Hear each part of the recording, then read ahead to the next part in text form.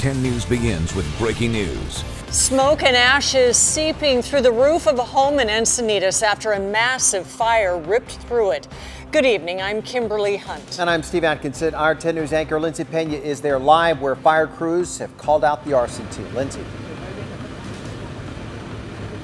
Yeah, that's right. Steve and Kim, investigators are still trying to piece together exactly what happened tonight. It was around 8:15 that the house behind me erupted in flames. People actually calling 911 from the road near Encinitas Boulevard because they could see it from the hill here. Now, we're told that about almost 30 firefighters actually responded to battle this blaze. At one point, there was a person that was taken from this location to the hospital by ambulance to be treated for smoke inhalation, but fire investigators tell us that that is not the person who lived in this house. We're told from neighbors that only one man lived here, and that man is unaccounted for right now. So firefighters are still here working to try to see what was on that second floor. There is a possibility that the man who lives here may have been trapped in that house. We have not gotten confirmation of his whereabouts right now, but one person was taken from this location. We're not told many details about that person, but they were taken to the hospital and they did not live here. Right now, firefighters are still mopping up those hot spots, as I said, and they will be out here for several more hours as they try to figure out exactly what started this fire in the first place. We're reporting live in Encinitas. Lindsay Pena, 10 News. Lindsay, thank you. And we've got some more breaking news. 2 people are in the hospital after 3 people were struck in a hit-and-run crash. Our 10 News reporter Anthony Pura is there live where police might have just found the driver. Anthony. Well, just a few moments ago, police say they found a vehicle matching the description of the one involved in this crash. Now, we're waiting on confirmation that it is, in fact, the suspects involved in this crash, but I want to show you what's happening out here right now. Several officers combing through the street out here. This is the 3500 block of Sports Arena Boulevard. It's right next to Pachanga Arena. Now, according to police, 2 pedestrians were transported following this hit and run. One had serious injuries.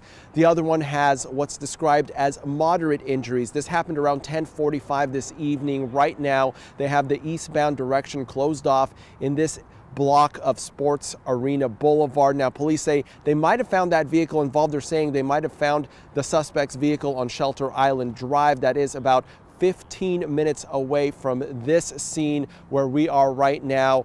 And we will stay on top of this story and bring you more information and a confirmation if it is the suspects involved on later editions of 10 News. Reporting live tonight, Anthony Pura, 10 News. Thank you, Anthony. A potential attack looming. Iran has threatened the U.S. following the airstrike that killed one of its top leaders, General Soleimani. 10 News reporter Anthony Pura talked to one expert who says the attack may not come in the form of a military strike. It's not the traditional weapon of war, but it is powerful and dangerous. Cyber warfare is a very, very real thing. Ted Harrington is with independent security evaluators and says just about anything is fair game for a cyber attack. Not just government agencies, but places like hospitals, banks, and power grids. Pretty much everything that matters runs on computers in some capacity. How our water gets to us, how our food gets to us. Iran is threatening retaliation following a U.S. airstrike that killed a top Iranian general. Harrington says Iran is more than capable of carrying out a cyber attack.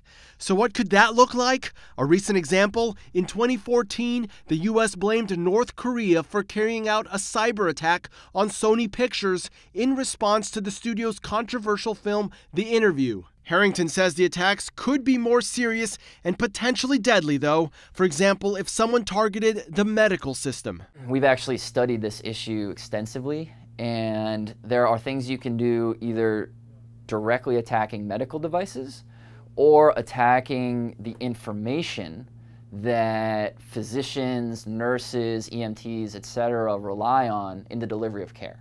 Harrington says individuals should also be careful about the security of their own computers and accounts, especially people who work for the government or large corporations. Because ultimately, that's how these attacks start. And we might not even realize how access to our email account would be valuable to a political foe Anthony Pura, 10 News. Now, we also spoke with a former Navy pilot about the drone strike that killed the Iranian general. He told us that drones are special because of the time that they can stay in the air.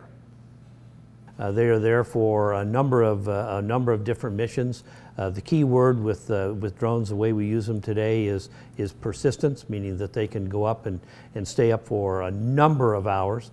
He also said the sophistication of drone technology has elevated in the past years, and that gives us the ability to surgically execute a strike, preventing hundreds of unnecessary deaths. The strike against Iran rattled U.S. financial markets, impacting everything from stocks to oil prices, even mortgage rates. The Dow Jones dropped 233 points, its worst day in 4 weeks. The Nasdaq fell 71 points. The S&P lost 23.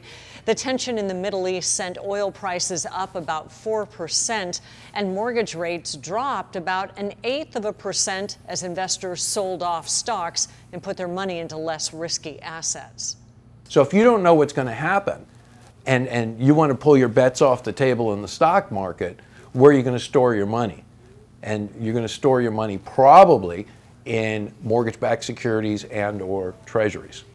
If mortgage rates keep falling, it could push up housing prices because borrowers can then qualify for more money.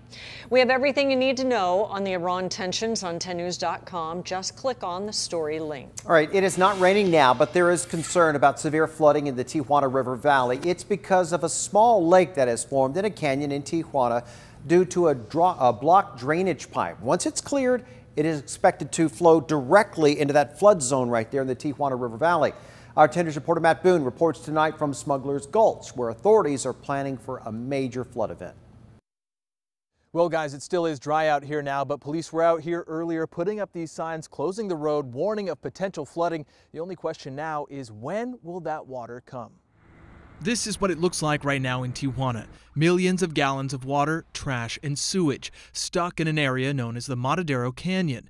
Making matters worse, one of the local pumping stations has been damaged and remains in the flooded area.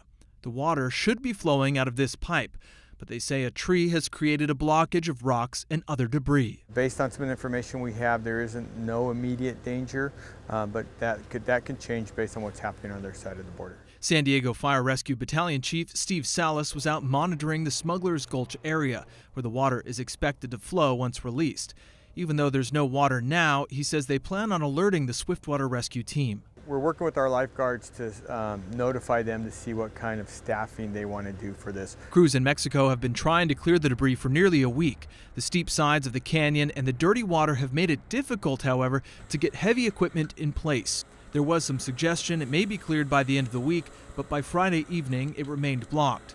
When it does open up, residents on the U.S. side near Monument and Hollister Roads are warned to expect flooding similar to a rainstorm, but with even dirtier water, which will then flow out to sea. If it's released through the normal channels, it probably would be very similar to a significant rain flood. If there was a catastrophic failure, all bets are off on that, and we need to prepare to respond to that. So yeah, barring any catastrophic failure, the fire department says Mexican authorities will likely get back to work on trying to remove that tree tomorrow morning. Reporting in the Tijuana River Valley, Matt Boone, 10 News. And now to a positively San Diego story. Last week, a little girl in the South Bay was devastated after almost no one showed up to her birthday party. But today, she and her family couldn't stop smiling. 10 News anchor Lindsay Pena shows us the incredible way the community helped make this birthday party one she'll never forget. Hundreds of people packed into Play City in Chula Vista Friday afternoon. An overwhelming turnout for a birthday party that started out very differently. I never expected this outcome. It feels like I'm dreaming. Edna and David Gocher and their daughter Ashley were just here last weekend. Ashley had invited 10 friends to celebrate her turning 8.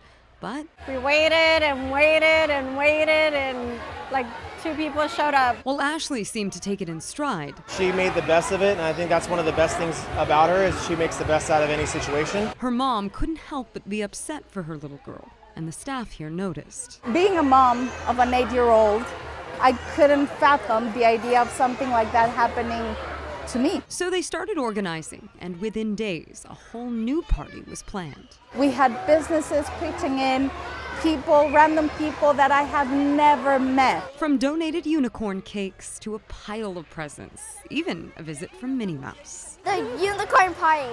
And the unicorn piñata. And everybody being able to make it here. Happy birthday to you! All of it leaving Ashley and her family overjoyed things turned out the way they did. Feeling blessed, feeling thankful, gracious, humbled by the outpouring from the community. In Chula Vista, Lindsay Pena, 10 News.